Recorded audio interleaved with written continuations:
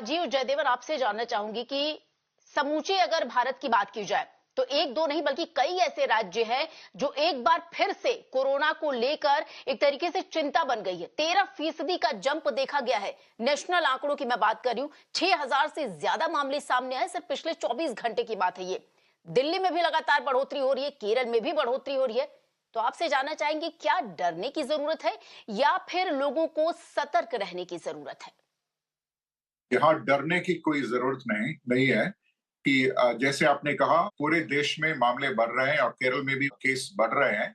लेकिन ज्यादातर केस तो एसिम्प्टोमेटिक होते हैं जिन्हें सिम्टम नहीं है या माइल्ड सिम्टम हो।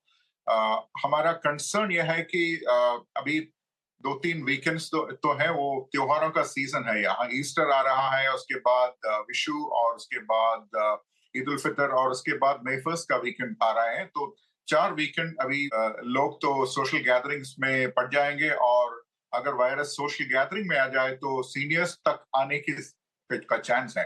अभी तक गंभीर बीमारी बहुत कम है, और गंभीर बीमारी जिन्हें होता है वो सिर्फ कोमॉर्बिडिटी, जिन्हें ऑलरेडी जो क्रॉनिक डिजीज है उनमें ये बीमारी गंभीर हो सकता है।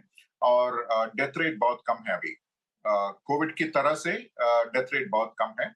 लेकिन जैसे भावना ने कहा, बहुत जी। तेजी से ये फैल रहा है। और हमारे टेस्ट पॉजिटिविटी जिन कुछ कुछ अस्पतालों से ये पता चल गया है कि ये अगर 2 हफ्ते के पहले सिर्फ 100 टेस्ट में सिर्फ एक पॉजिटिव मिला, तो अभी 100 टेस्ट में 35 पॉजिटिव मिल रहा है। इसका मतलब है ये बहुत तेजी से फैल रहा है। लेकिन जैसे आपने कहा, हॉस्पिटलाइजेशन का रेट तो कम है।